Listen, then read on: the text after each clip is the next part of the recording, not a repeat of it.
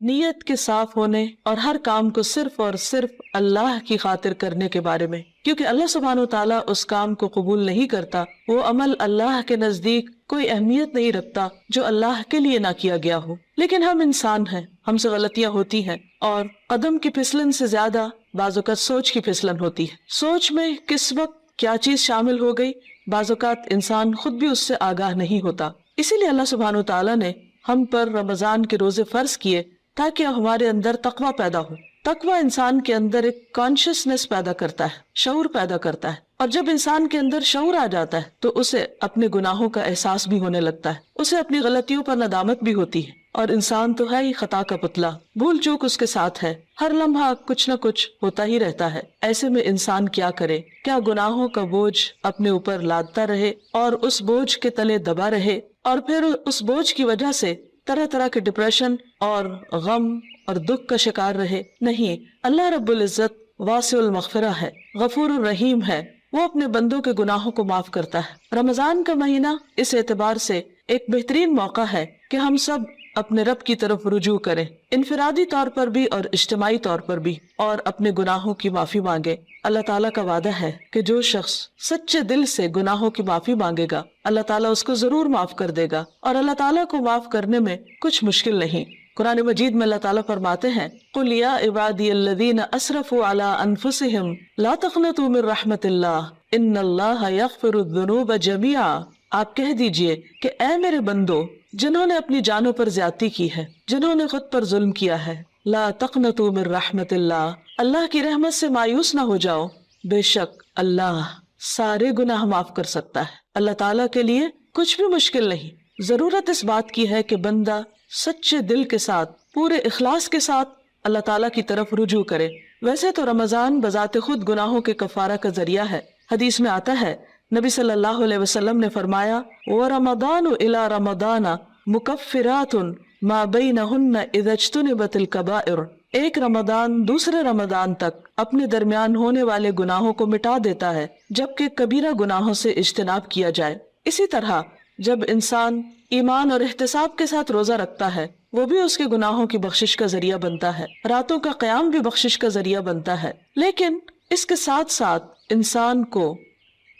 پورے شعور کے ساتھ، پورے احساس کے ساتھ خود اللہ کی طرف رجوع کرنا چاہیے اور اپنے گناہوں کی معافی مانگنی چاہیے، خصوصاً کبیرہ گناہ، ان کے لیے معافی مانگنا ضروری ہے۔ اللہ تعالیٰ سے توبہ کرنے کا ایک طریقہ بھی بتایا گیا، اور وہ یہ کہ انسان اپنے گناہوں پر نادم ہو، شرمندہ ہو، ان کا اعتراف کرے، ان کو مانے، اور پھر آئندہ نہ کرنے کا وعدہ کرے، اور پھر اپنی زندگی کی اصلاح کر لے۔ انسان کی انسانیت اسی میں ہے کہ وہ اللہ تعالیٰ کی طرف رجوع کر لے اور گناہوں کا اعتراف کرے۔ انسان اور شیطان میں یہی فرق ہے۔ شیطان نے جب انسان کو یعنی آدم علیہ السلام کو سجدہ کرنے سے انکار کیا تو اس کے بعد جب اس سے پوچھا گیا کہ ما منعک الا تسجد اذ امرتک، اللہ تعالیٰ نے فرمایا کہ تمہیں کس چیز نے روکا تھا کہ تم سجدہ کرتے جبکہ میں نے تمہیں حکم دیا تھا؟ تو اس پر بجائے اس کے کہ وہ نادم ہوتا، اپنی غلطی کا اعتراف کرتا، وہ اکڑ گیا اور اللہ سبحانہ تعالیٰ کو بلیم کرنے لگا۔ اس کے برعکس آدم علیہ السلام سے جب خطا ہوئی اور وہ بھول کر جنت کا وہ پھل کھا بیٹھے جس کے کھانے سے ان کو روکا گیا تھا، تو جب انہیں اپنی اس بات کا احساس ہوا کہ انہوں نے درست نہیں کیا اور ان سے جنت کا لباس اتروا لیا گیا، تو وہ فوراً اپنے رب کی طرف پلٹے اور انہوں نے اعتراف کیا اور دعا کی، ربنا ظلمنا انفسنا وان لم تغفر لنا وترحمنا لنکونن من الخاسرین، کہ اے ہمارے رب، ہم نے اپنی جانوں پر ظلم کیا اور اگر تو نے ہمیں معاف نہ کیا اور ہم پر رحم نہ کیا تو ہم ضرور نقصان اٹھانے والے ہو جائیں گے۔ گویا انسان غلطی تو کرتا ہے، لیکن اگر وہ رب کی طرف پلٹتا نہیں اور رب اس پر رحمت نہیں فرماتا تو پھر انسان کا کوئی ٹھکانہ نہیں۔ روزے کی حالت میں انسان کو اپنے آپ کا جائزہ لینے کا موقع ملتا ہے، کیونکہ بہت سی مصروفیات اور مشغولیات سے، خصوصاً کھانے پینے کی مشغولیت سے فراغت پانے کے بعد جب روزے کی حالت میں، بھوک کی حالت میں اس کو اپنا محاسبہ اور اپنا جائزہ لینے کا موقع ملتا ہے تو اپنی چھوٹی بڑی بہت سی خطائیں، بہت سی غلطیاں یاد آنے لگتی ہیں۔ ایسے میں انسان کا کام یہ ہے کہ انسان اپنی ہر غلطی پر اللہ تعالیٰ سے توبہ کرے اور دن میں کثرت کے ساتھ استغفار کرتا رہے، اللہ سبحانہ و تعالیٰ کی طرف رجوع کرتا رہے۔ خاص طور پر روزے کی افطاری کے وقت اور پھر سحری کے وقت، کیونکہ سحری کا وقت توبہ استغفار کا وقت ہے۔ قرآن مجید میں اللہ تعالیٰ اپنے بندوں کی خصوصیت بیان کرتے ہیں، وَبِالْأَسْحَارِ هُمْ يَسْتَغْفِرُونَ، اور سحری کے وقت وہ استغفار کرتے ہیں۔ سحری کے وقت یا تو سحری کی تیاری ہو رہی ہوتی ہے یا پھر انسان اس وقت کچھ کھا پی رہا ہوتا ہے، لیکن کچھ نہ کچھ وقت، خواہ وہ کام کاج کے دوران ہی کیوں نہ ہو، ضرور ایسا نکالنا چاہیے کہ جس میں انسان شعوری طور پر اللہ تعالیٰ سے توبہ کرے، کیونکہ اللہ تعالیٰ اس وقت اپنے بندوں کی طرف خاص طور پر توجہ فرماتا ہے۔ حدیث میں آتا ہے، ينزل اللہ تعالی الى السماء الدنیا كل ليلة لنصف الليل الآخر او لثلث الليل الآخر فيقول من ذا الذي يدعوني فأستجيب له من ذا الذي يسألني فأعطيه من ذا الذي يستغفرني فأغفر له حتى يطلع الفجر۔ اللہ تعالیٰ ہر رات کو آدھی رات یا ایک تہائی رات کے آخری حصے میں آسمان دنیا پر نزول فرماتے ہیں اور ارشاد فرماتے ہیں کہ کون ہے جو مجھ سے دعا مانگے اور میں اس کی دعا قبول کروں، کوئی ہے جو مجھ سے سوال کرے کہ میں اسے عطا کروں، کون ہے جو مجھ سے استغفار طلب کرے اور میں اسے بخش دوں، یہاں تک کہ فجر طلوع ہو جاتی ہے۔ یعنی اس وقت خاص طور پر اللہ تعالیٰ اپنے بندے کی طرف متوجہ ہو کر اس کو پکارتا ہے کہ تم غلطی کرنے کے بعد میری طرف لوٹ آؤ۔ رمضان ایک مبارک موقع ہے کہ جس میں انسان سحری کے وقت اٹھ ہی جاتا ہے، تو اس وقت اللہ سبحانہ تعالیٰ کی اس پکار پر لبیک کہتے ہوئے اپنے گناہوں کی معافی مانگنی چاہیے اور اس کی طرف رجوع کرنا چاہیے، کیونکہ وَمَن يَغْفِرُ الذُّنُوبَ إِلَّا اللَّهُ، کون ہے جو گناہوں کی بخشش کرے سوائے اللہ کے۔ ہم میں سے کون ہے جو یہ دعویٰ کرے کہ اس سے کبھی کوئی غلطی نہیں ہوئی یا اس نے کوئی گناہ نہیں کیا؟ ہم سب خطا کار انسان ہیں اور ہم سے غلطیاں ہوتی ہیں، لیکن غلطی پر توبہ کرنا اور غلطی پر شرمندہ ہونا انسان کی فطرت میں ہے۔ اگر انسان اس فطرت کو مسخ نہ کر دے تو جو ہی کوئی گناہ ہوتا ہے، انسان کا ضمیر فوراً ہی اسے آگاہ کرتا ہے کہ تم سے غلطی ہوئی ہے اور انسان اپنے رب کی طرف پلٹنا چاہتا ہے۔ لیکن بعض اوقات انسان کا نفس اس کو دھوکہ بھی دے جاتا ہے، اور بجائے اس کے کہ انسان غلطی کا اعتراف کرے، انسان اپنی غلطی پہ پردہ ڈالنے لگتا ہے، اس کو جسٹیفائی کرنے لگتا ہے اور پھر غلطی پہ غلطی کیے چلے جاتا ہے۔ کیونکہ ہوتا یہ ہے کہ جب انسان ایک گناہ کر لیتا ہے، اللہ کی ایک حرمت کو پامال کرتا ہے، اللہ تعالیٰ کی ایک نافرمانی کرتا ہے، تو پھر اس کے بعد اس کی جھجک ختم ہو جاتی، اس کی حیا ختم ہو جاتی، پھر وہ دوسرے گناہ کے لیے دلیر ہو جاتا ہے اور پھر گناہوں کا سلسلہ چل پڑتا ہے۔ اور اگر انسان توبہ نہیں کرتا تو وہ ایک سیاہ نقطہ جو دل پر لگتا ہے ایک گناہ کی وجہ سے، وہ نقطہ پھیلنے لگتا ہے حتیٰ کہ گناہوں کے ساتھ پورا دل سیاہ ہو جاتا ہے اور پھر انسان کے اندر سے احساس بھی ختم ہو جاتا ہے۔ اس کے باوجود انسان کو مایوس نہیں ہونا چاہیے۔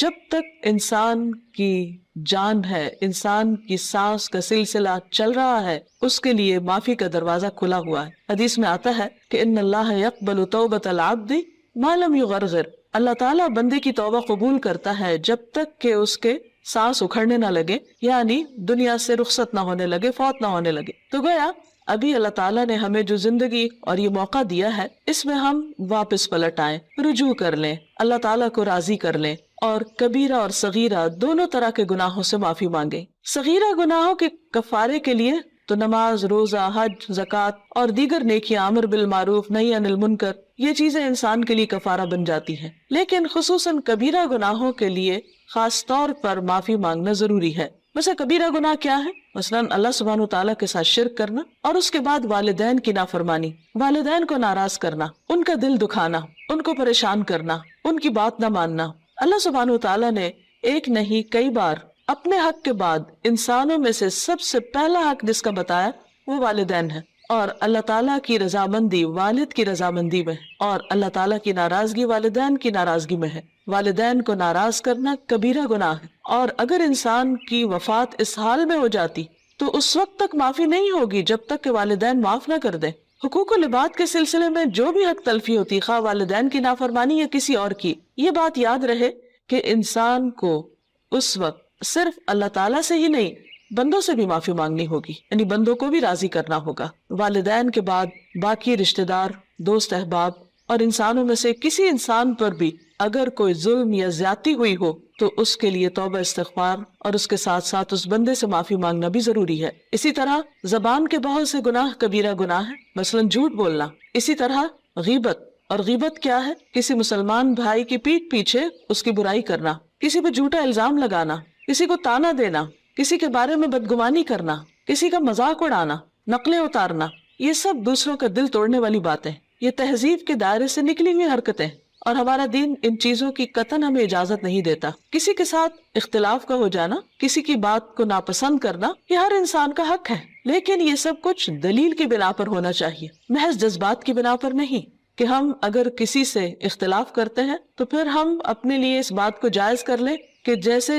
چاہے پھر اس کے ساتھ معاملہ کرے، یا جیسے چاہے اس پر الزام تراشی کرے، اور پھر اس کے بعد خود کو سچا ثابت کر کے یا اپنے آپ کو مطمئن کر لے، تو یہ بات جائز نہ ہوگی، یہ کافی نہ ہوگی۔ انسان کے لیے خود اس کا سب سے بڑا دشمن اس کا اپنا نفس ہے، اور انسان بعض اوقات باہر کے دشمن کو پہچان لیتا ہے لیکن اندر کے دشمن کو نہیں پہچانتا، جب وہ انسان کو غلطی پر تھپکیاں دے کر سلا دیتا ہے، یا اس کو مطمئن کر دیتا ہے، یا پھر اسے صرف دوسروں کے عیب دکھاتا رہتا ہے اور اپنے عیب بھلوا دیتا ہے۔ اس لیے بہت ضروری ہے کہ ہم ان تمام گناہوں، خواہ وہ جسم سے تعلق رکھتے ہوں، خواہ وہ دل سے تعلق رکھتے ہوں، خواہ وہ زبان سے تعلق رکھتے ہوں، ان تمام گناہوں پر نمبر 1 شرمندگی کا اظہار کریں، نمبر 2 ان کا اعتراف کریں، نمبر 3 آئندہ نہ کرنے کا وعدہ کریں، اور نمبر 4 اللہ رب العزت سے دعا کریں کہ وہ ان گناہوں کو ڈھانپ دے، ان کو ہمارے نامہ اعمال سے مٹا دے، اور ہماری توبہ کی وجہ سے ان گناہوں کو بھی ہماری نیکیوں میں بدل دے،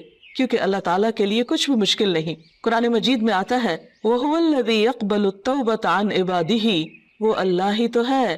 جو بندوں سے توبہ قبول کرتا ہے اور اس کو پسند کرتا ہے کہ بندے اللہ کی طرف رجوع کریں۔ وَيَعْفُو عَنِ السَّيِّئَاتِ، اور وہ خطاؤں سے یعنی صغیرہ گناہوں سے درگزر کرتا ہے۔ وَيَعْلَمُ مَا تَفْعَلُونَ، اور وہ جانتا ہے جو کچھ بھی تم کرتے ہو، یعنی ہمارا کوئی بھی عمل، خواہ وہ چھوٹا ہو یا بڑا، تنہائی میں کیا ہو یا سب کے سامنے، اللہ سے تو چھپا ہوا نہیں، پھر اس کے فرشتے لکھ بھی رہے ہیں۔ اس لیے بہت ضروری ہے کہ اللہ کے حضور حاضر ہونے سے پہلے ہی ہم اپنے ان گناہوں کو اپنے نامہ اعمال سے اپنے آنسوؤں کے ساتھ دھو ڈالیں، اور عجز و انکساری کے ساتھ اللہ کے حضور جھکیں، اور زبان سے بھی استغفار کرتے رہیں، اور اس کے لیے خاص طور پر استغفر اللہ، اللہم اغفر لی اور استغفار کی دیگر دعائیں پڑھنا بھی فائدہ مند ہے۔ اللہ تعالی ہمیں عمل کی توفیق عطا فرمائے۔ وآخر دعوانا ان الحمد للہ رب العالمین۔